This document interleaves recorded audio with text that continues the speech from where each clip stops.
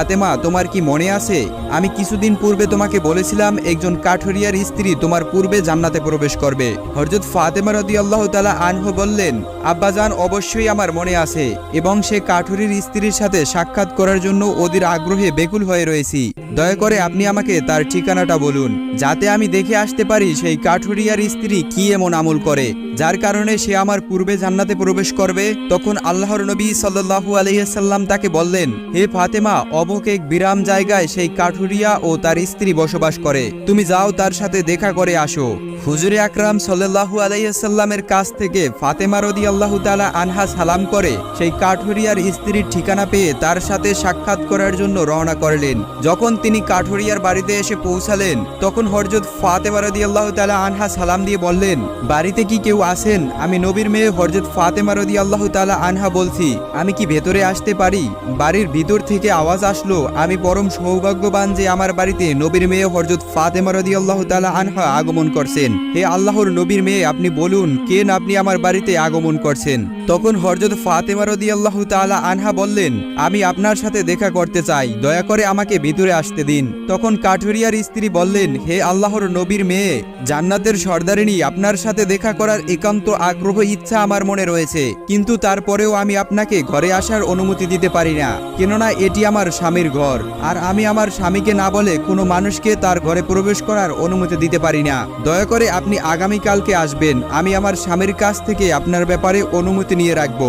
যদি আমার স্বামী অনুমতি দান করেন তবে কেবল আপনাকে ঘরে প্রবেশ করার অনুমতি দিতে পারি। কাঠুরিয়ার স্ত্রীর কাছ থেকে একথা শ্রবণ করার পর হযরত ফাতেমা রাদিয়াল্লাহু তাআলা আনহা বাড়িতে ফিরে গেলেন। দ্বিতীয় দিন যখন তিনি কাঠুরিয়ার স্ত্রীর সাথে দেখা করার জন্য বাড়ি থেকে বের হবেন তখন হাসান রাদিয়াল্লাহু তাআলা আনহু তাকে জড়িয়ে ধরে বললেন, আম্মা জান, আপনি কালকে কোথায় গিয়েছিলেন? আপনাকে আমি খুঁজে পাচ্ছিলাম না, আপনি যেখানেই যাচ্ছেন দয়া করে আমাকে আপনার সাথে নিয়েন। হযরত ফাতেমা রাদিয়াল্লাহু তাআলা আনহা তখন তার বড় পুত্র হাসানকেও তার সাথে নিলেন। এরপরে তিনি কাঠুরিয়ার স্ত্রীর বাড়িতে পৌঁছে গেলেন। অতঃপর সালাম দিয়ে বললেন, বাড়িতে কি কেউ আছেন? আমি নবীর মেয়ে ফাতেমা বলছি এবং আমার সাথে আমার বড় পুত্র হাসান রয়েছে, আমি কি বাড়ির ভিতরে আসতে পারি? ভিতর থেকে আওয়াজ দিয়ে কাঠুরির স্ত্রী বলল, হে নবীর মেয়ে ফাতেমা, আপনার সাথে দেখা করার প্রবল আকাঙ্ক্ষা আমার মনে রয়েছে।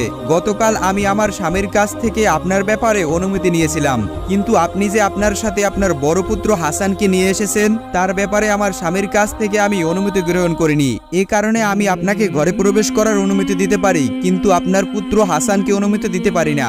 দয়া করে আপনি আগামীকালকে আসবেন, আপনার পুত্র হাসানের ব্যাপারেও আমি আমার স্বামীর কাছ থেকে অনুমতি নিয়ে রাখব। কাঠুরির স্ত্রীর কাছ থেকে এই কথা শ্রবণ করার পরে হযরত ফাতেমা রাদিয়াল্লাহু তাআলা আনহা ফিরে গেলেন। পরদিন যখন তিনি আবার কাঠুরিয়ার স্ত্রীর সাথে দেখা করার জন্য রওনা করবেন তখন তার ছোট ছেলে ইমাম হোসাইন রাদিয়াল্লাহু তাআলা আনহু তাকে জড়িয়ে ধরে বললেন, আম্মা জান, আপনি 2 দিন যাবত কোথায় যাচ্ছেন? আমি আপনাকে খুঁজে পাচ্ছি না, আজকে আপনি আমাকে সঙ্গে নিয়ে যান। হযরত ফাতেমা রাদিয়াল্লাহু তাআলা আনহা তখন তার 2 পুত্র হাসান ও হুসাইনকে নিয়ে সেই কাঠুরির বাড়িতে গেলেন এবং তিনি সালাম দিয়ে বললেন, বাড়িতে কি কেউ আছেন? আমি নবীর মেয়ে ফাতেমা বলছি এবং আমার সাথে আমার 2 পুত্র হাসান ও হুসাইন রয়েছে। বাড়ির ভিতর থেকে কাঠুরিয়ার স্ত্রী আওয়াজ দিয়ে বললেন, হে আল্লাহর নবীর মেয়ে ফাতেমা, আপনার সাথে দেখা করার প্রবল আকাঙ্ক্ষা আমার রয়েছে। গতকালকে আমি আপনার ব্যাপারে এবং আপনার বড় ছেলে হাসানের ব্যাপারে স্বামীর কাছ থেকে অনুমতি নিয়েছি, কিন্তু আপনার ছোট ছেলে হোসাইনের ব্যাপারে আমি অনুমতি গ্রহণ করিনি। দয়া করে আজকে আপনি ফিরে যান এবং আগামীকালকে আপনি আসবেন। আগামীকালকে আমি আপনাদের 3 জনের ব্যাপারে অনুমতি গ্রহণ করে রাখব।